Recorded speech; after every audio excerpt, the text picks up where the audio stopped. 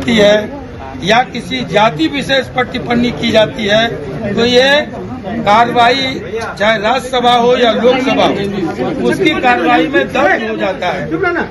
और ये गालियां दी गई, मैं उस पर ऑब्जेक्शन, मेरी आपत्ति वहाँ है कि एक जाति विशेष को टारगेट करके संदर्भ से बाहर जा करके महिला बिल पर बहस चल रहा था, वो पेश किया गया था, उसको पास होना था, उसमें ठाकुर का कुआं लाया गया। ये एक बीमार मानसिकता का द्योतक है, ये पूर्वाग्रह से ग्रसित व्यक्ति का संकीर्ण मानसिकता का परिचायक है और मैं उसके खिलाफ खड़ा हुआ। चाहे वो इस देश के मुसलमानों को, जिसकी शुरुआत होती है 1857, जिसके बलिदान का इतिहास है 1857 के गदर का, जो हमारा नायक था वो था बहादुर शाह जफर। हमारे जो क्रांतिकारी मित्र लोग मरे, पुरखे लोग मरे, जिसमें भगत सिंह थे, चंद्रशेखर आजाद थे, बिस्मिल थे, उसमें एक नौजवान और था, उसका नाम था अशफाक उल्लाह खान। अगर गांधी के नेतृत्व में इस देश में आजादी की लड़ाई हुई, 42 की या 47 की आजादी है, तो उसके पीछे भी सीमांत गांधी, अब्दुल गफ्फार खान, आपको अबुल कलाम आजाद, ऐसे दर्जनों लोगों की असीम कुर्बानियां हैं। सबको लेके ये मुल्क आजाद हुआ, यहाँ लोकतंत्र की बहाली हुई। आजादी और लोकतंत्र के लिए हमारे इन पुरखों ने कुर्बानियां दी। मुल्क की आजादी के बाद यहाँ के बॉर्डर की हिफाजत की बारी आई तो कैप्टन हमीद आगे आकर के पेटेंट कैंप को तोड़ने का काम किया।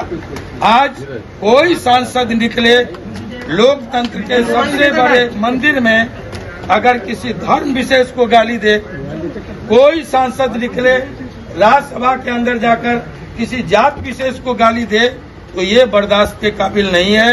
लोकतंत्र के आप चौथे स्तंभ हैं, आप लोकतंत्र के पारुआ हैं।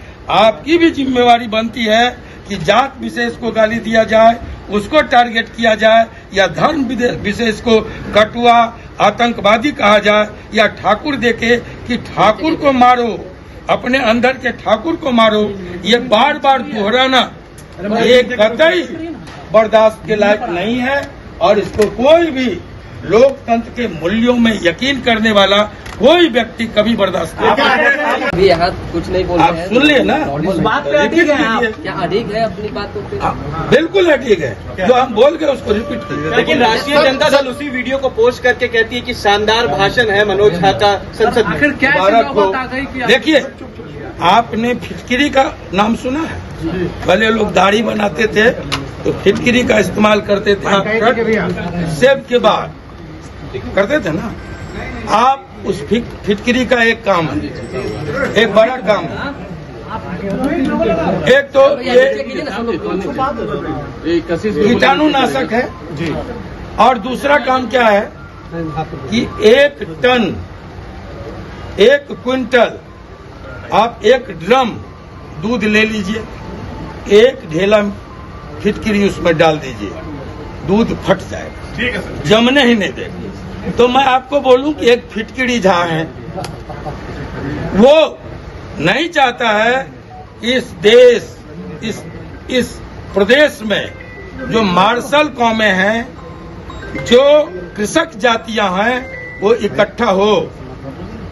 एजेंट बन के पार्टियों में बैठे हुए हैं। किसके एजेंट है सर? किनके एजेंट? और किसके होंगे? जिनका केंद्र में सरकार है उनके एजेंट हैं। इनके बड़े पिताजी का, मैं इनके बड़े पिताजी की कहानी जानता हूं, आप नहीं जानते तो जान लीजिए। बहुत बड़े सोशलिस्ट थे, प्रखर समाजवादी बनने का चोगा ओढ़े हुए थे, जीते समाजवादी पार्टी से, सोशलिस्ट पार्टी जो बनी। और जैसे ही कांग्रेस की चलती आई, सरकार बनी, समाजवादी चोला को उतार के फेंक के बन के कहिए और कांग्रेस में जाके मंत्री हो गए। ऐसे लोग जब लगेगा, आरजेडी आज इस बात को नहीं समझ रही है, हम उनके शीर्ष नेतृत्व को समझाने का हम कोशिश कर रहे हैं। ऐसे लोग तभी तक हैं, न इसके पहले थे और न इसके बाद रहेंगे।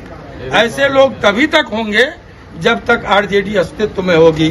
जैसे लगेगा कि कमजोर हो गया, सबसे पहले ये भाजपा के गोद में जाकर आरजेडी समर्थन कर रही है।